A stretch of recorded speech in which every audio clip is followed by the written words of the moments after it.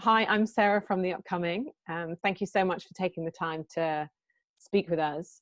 No worries. Maybe you could just kick off by giving us a brief introduction to your film, County Lines.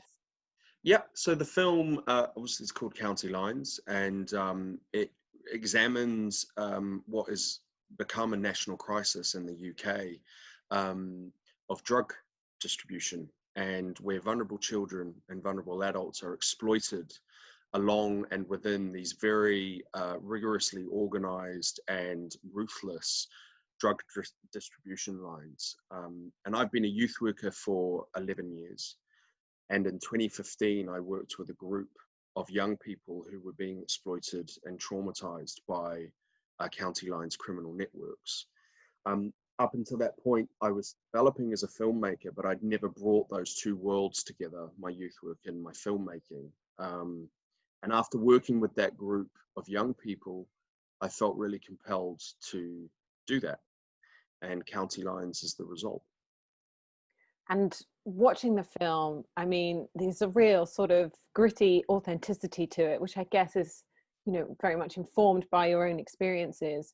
But how would you sort of characterize the filmmaking style and the look and feel of it? It may perhaps brings what you might recognize as kind of like a Ken Loach sort of social realist aspect to it, but then there's also elements of it that are kind of poetic as well. So, what was your approach, and how did you want the film to look and feel? It's a very good question, because I think I actually didn't want it to feel like a sort of standard social realist piece of cinema. I was very interested in taking my authentic youth work experience and trying to wrap it around a sort of heavily authored, lyrical, more expressionistic style of filmmaking. So the team and I were really influenced by photography. And I said in the prep to everyone, I don't want to make a movie about this. I want to make and create a visual document of the characters, but also of the issue. And in doing so, also make it feel like a diary entry from my perspective. And we were really driven and developed a philosophy that was really based around portraiture and being very formal and very stark in our framing, but also trying to, I guess, bathe the material in that sense of vulnerability and poetry. And I think Conrad's performance enhances that even further.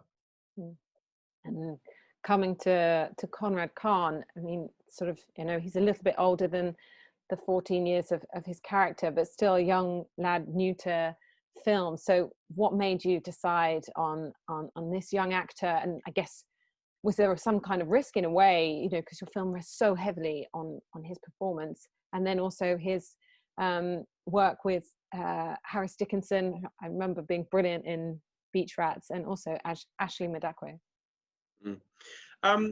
I think we were very lucky with Conrad in that when he was filming County Lines, he was 18 years old. So from a licensing perspective, we could actually use a whole day, because if you work with a 14-year-old, you can't shoot a whole filming day with them legally, really. So I was very lucky in that respect. Also very lucky in that he's a great listener. So it wasn't a case of every single setup doing 14 takes to get where I needed to be. We actually got very far very quickly, because he is so attentive, has a high level of concentration, and is very disciplined. And all of his natural attributes, once you put that on camera, you sort of go, wow, okay, there's an energy there that's very special. Harris and Ashley, pros, and they were in it for the right reasons as well. And I think for Ashley especially, it's a very personal performance. People don't realize how personal that performance is. And it's an opportunity for both of them to kind of break out of the expectations that maybe they feel are on them as actors right now, to try and maybe flex a different muscle. So I think it was very satisfying for both of them creatively. And the film does go to some, dark and bleak places, thinking, without giving too much away, but where he's, sort of in the mud, and you know, some of the spaces we're taken into, and the things he has to see, you know, way before his time at such a young age. Were there really the very challenging moments on set, and you know, shooting some of these scenes? I think for me personally, the violence was very difficult because I've seen that violence for real. And so I think I found that personally very distressing inside. I didn't really talk about it with anyone, but because I'd seen it, and you must understand, like in that, there's a scene where Tyler is, you know, physically abusive towards his mother. I've been in that scene as a youth worker. I've actually broken up a mother and a son, with the son, you know, battering his mother. And so when you see it as a director, you know very quickly when a take is not right. And trying to fly as close to the sun as possible was hard for me because it dredged up a lot of experience that I had seen and dealt with. And do you think, obviously it can be quite hard to watch some of those scenes, but is that what something you actually wanted to achieve, is perhaps that shock factor is what makes people realize, you know, how severe this problem is, and kind of really takes you to the immediacy of the kind of the reality that some people are living with? Yeah, I mean, it was less about shock than about creating a very uncomfortable distance to the material for the audience. And I guess the best way for me of explaining that was when I was in preparation with Conrad and we would meet and talk. I said, you know, for 21 days, you're going to have two safe words, which are action and cut.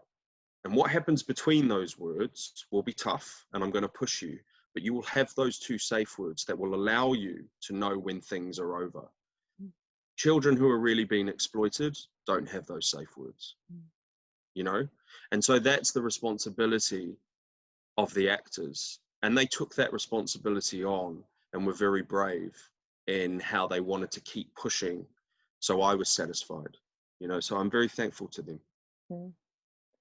And this issue of, you know, this network of vulnerable children that are exploited, you know, by these drug dealers, I think people have heard about it in the news, but I don't know whether people really realize the scale of the issue. And I was even reading the other day, you might think these things aren't in the headlines as much at the moment because of the pandemic, but actually there's people that are further exploiting people's sort of like financial difficulties, and families, you know, that perhaps, you know, parents have lost their jobs and things like that.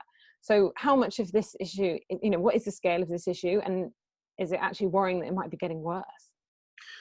I mean, the scale's pretty wide. You know, it's a national issue, you know, and I think, like you said, there has been reportage on it, and there have been reports written. But one of the reasons why I wanted to make the film is as valid and as brilliant as some of those reports are, and as some of the reporting is, still for the general public, there isn't that visceral connection to the issue. And that's where using the language of cinema can kind of get under the general public's skin in a perhaps more effective way. Because a report is still very safe, isn't it? It still exists as a concept and as information, but it doesn't really examine the human element of this. And what makes County Lines so, I guess, so lethal is the depth of exploitation. And like you say, even with a global pandemic, it has shown to all of us that it still goes on. And the moral compass of recruiters and people who run these very organized lines, the moral compass is zero. You know, it's about making as much profit as humanly possible. I think something that really strikes me as well about the film is, you know, this isn't just simply sort of the good guys and the bad guys. I mean, obviously the people running the network, certainly, you know, that's perhaps an element of evil amongst there, but with some of the other characters, you know, it's the complexity of the issue that really strikes you. And I think what can feel sort of quite depressing is how you would disentangle that, or how you would even go about trying to, because the you know, socioeconomic situation that people are put into, which then results in this, is very hard to unpick. but then there is a sense of hope perhaps at the end that people can be dragged back out of this. So what do you want people to take away from it? That this is a human issue. Like, from my perspective, like, you can look at County Line's many different aspects, you know, the drug aspects, you can look at it from the political aspect, but in the social care sector, we're the ones that actually see the damage. And, you know, there are human beings at the end of the line.